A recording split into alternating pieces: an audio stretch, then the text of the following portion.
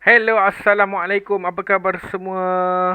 Selamat sejahtera. Harap semua sihat. Harap semua dah bersedia untuk PDPR kita pada hari ini. So, dalam kita ber-PDPR, diam tak diam, hari dah 30 hari bulan, besok ialah 31. Tanggal 31 kan? So, esok dah kita dah apa orang kata hari kemerdekaan untuk kita. Saya ingin ucapkan selamat menyambut hari merdeka kepada semua dan janganlah kita lupa jasa-jasa pahlawan negara kita dahulu kita kena ingatkan jugalah. Banyak pahlawan-pahlawan kita dulu kan. Kemudian orang kata padang di Bandar Hilir tu juga antara sejarah lah kan. Antara sejarah yang mana kita nak meraih kemerdekaan dan dekat situ pun ada muzium tentang kemerdekaan. Dan yelah sekarang ni COVID tak boleh pergilah. Cuma mungkin dah ada vaksin 2 dos kan. InsyaAllah dia buka semula. InsyaAllah. So, berbalik semula pada PDPR kita pada hari ini. Tentang tajuk ataupun topik yang mengingatkan kita pada aktiviti sebelum wabak COVID berlaku. Ataupun wabak COVID melanda negara. Okey? Keselamatan diutamakan yang bertemakan tentang riadah air ataupun aktiviti semasa berada di kolam ataupun berada di air lah. Okey, yang ini ialah topik selingan tapi ada dalam buku teks jadi saya kongsikan untuk pengetahuan semualah sebagai perkongsian kepada semua kan. Dekat muka surat 49 ni kita dapat tengok lah macam-macam kan. Kolamnya besar kan. Tengok pakaian. Pakaiannya juga pakaian yang sesuai. Kemudian ada lebah ni tanya apakah tugas lelaki yang berada di tebing kolam tu ni. Ini dia. Lelaki ni ialah sebagai apa? Ya pegawai ataupun penyelamat lah kan. Anggota penyelamat sekiranya berlaku lemas ataupun perkara yang tidak diduga berlaku. Dia ni orang yang bertanggungjawab menyelamatkan bangsa lemas lah. Okey. Tapi dekat di dalam kolam seronok nampak ada pelampung apa semua Kemudian pegawai ni pun dah siap dengan alatan menyelamat. Jadi tajuk kita ialah bijak bertindak. Diajarkan kita tentang cara menyelamat ataupun reaching rescue. Perkara ni saya dah kongsikan hari tu pada bulan Ramadan. Kan masa tu kita masih di sekolah. Tapi saya kongsikan lagi sekali lah. Sebab hari tu mungkin secara dasar. Kita lebih kepada secara mendalam. Sebab waktu tu kita masih lagi orang kata dengan SOP yang ketat. Dan juga masa tu juga bulan puasa. Jadi kita bawa tajuk-tajuk ni supaya orang kata sebagai pendedahan. Tapi hari ni kita akan cerita dengan sedikit terperinci. Okey. Tentang bijak bertindak ini. Dan juga cara menyelamat mangsa lemas. Bila berlakunya ataupun berlaku sesuatu yang tidak diingini di air ataupun di kolam. Bila mangsa lemas, apa yang patut kita buat? Ini yang dia ajar. Cara menyelamat. Ada 4 langkah lah. Tengok perhati, baling, tarik ataupun capai. Kemudian kita bawa dia ke tebing ataupun daratan. Kemudian ada smiley tanya, kenapa tak boleh terjun terus dalam kolam untuk menyelamatkan mangsa lemas di air? Ada beberapa faktor. Yang pertama, kita tak tahu kedalaman. Kalau kita main terjun je, silap-silap dengan kita-kita sekali lemas. Yang kedua, mungkin mangsa panik. Takut bila kita pergi dekat dia, dia lagi panik. Dan dua-dua juga boleh lemas. Jadi ini ialah langkah terbaik. Langkah terbaik maksudnya kita berada di tebing.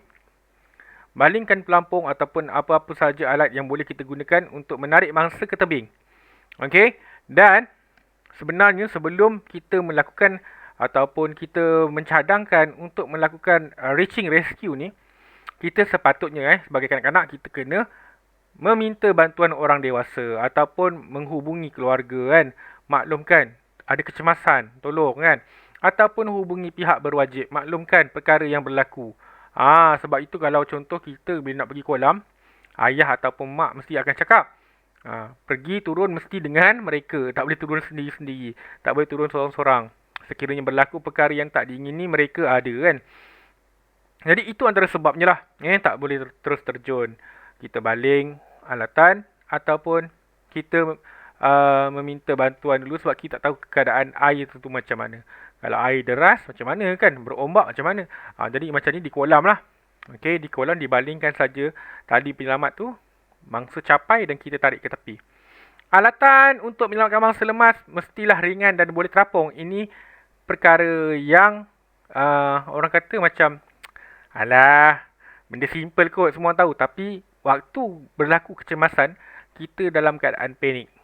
So, bila kita panik, kita tak dapat fikir dengan baik. Jadi kalau boleh, kita bertenang, cuba fikirkan perkara yang sepatutnya kita lakukan dan kita cuba aturkan ataupun jalankan tindakan untuk menyelamat mangsa. Sebab tu dia kata bijak bertindak.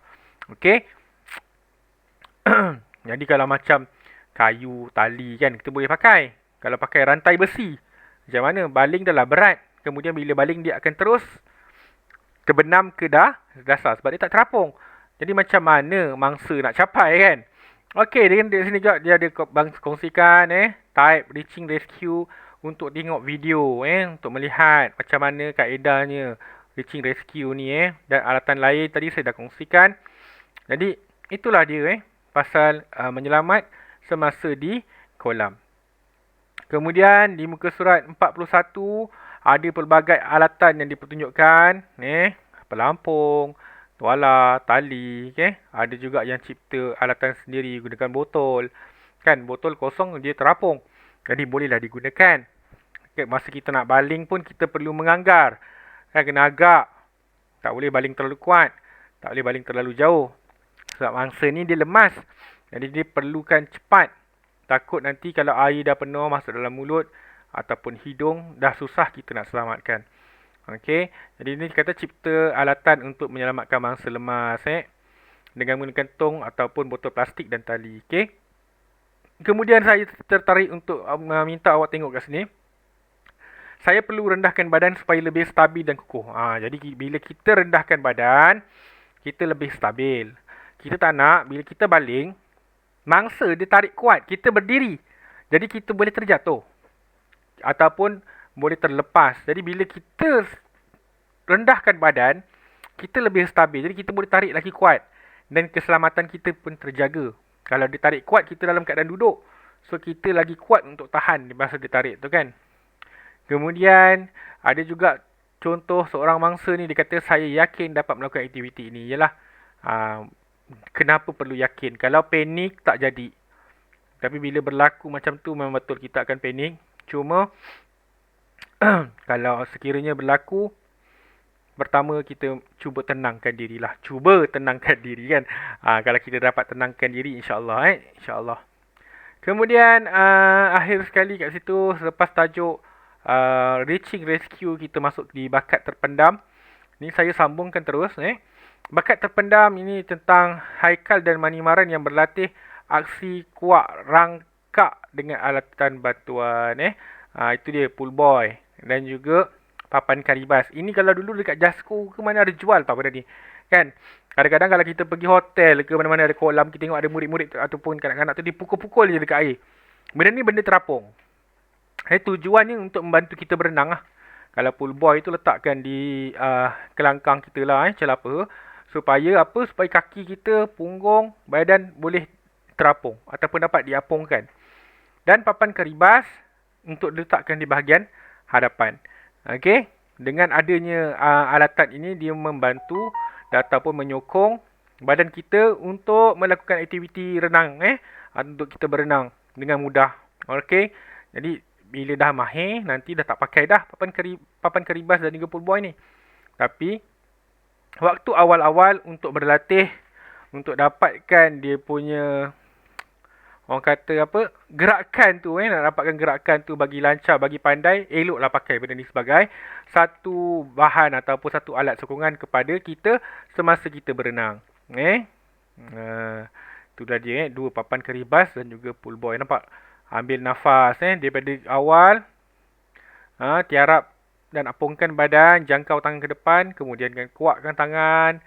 Okey, kemudian ambil nafas ketika menoleh.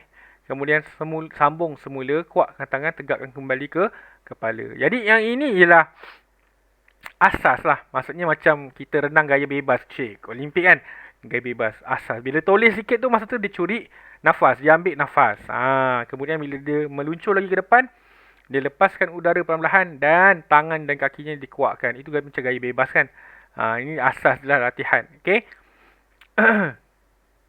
Kemudian seronok lah Gambar di kolam ni seronok lah. Kalau tengok nota guru dekat bawah sini kalau nampak, bagikan murid kepada kumpulan kecil berenang tebing kolam. Tapi kita tak boleh nak buat lah sebab kita satu yang pertama tak ada facility.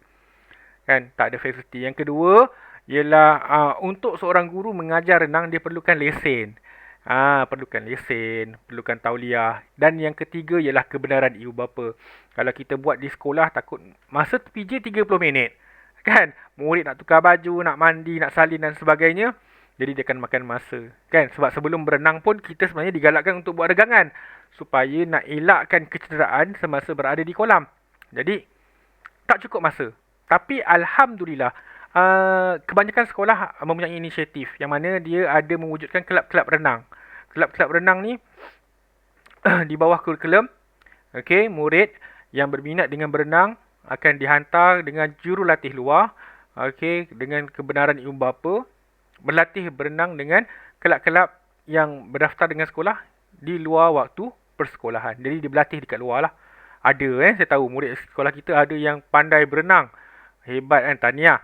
Jadi kalau anda kata berminat, cuba cari ataupun jumpa dengan guru sukan lah untuk tanyakan pasal kelab renang kalau berminat. Jadi itulah dia serba sedikit pasal berenang. Kalau tanya kenapa tak ada dekat sekolah, jadi itu antara alasannya lah. Tapi ada sekolah yang ada kolam memang ada memang ada. Jadi itu saja untuk aktiviti kita pada hari ini, tentang berenang dan juga permainan interaktif macam biasa. Kemudian yang ini padankan saja di dalam buku teks, gunakan pensil dan akhirnya padam supaya orang tahun depan dia tak tahu dah jawapan apa sebenarnya yang kita kongsi dan kita bincangkan. Jadi sampai situ saja untuk pendidikan jasmani pada hari ini. Saya ucapkan terima kasih banyak-banyak. Selamat menyambut hari kemerdekaan. Assalamualaikum, jaga diri. Bye.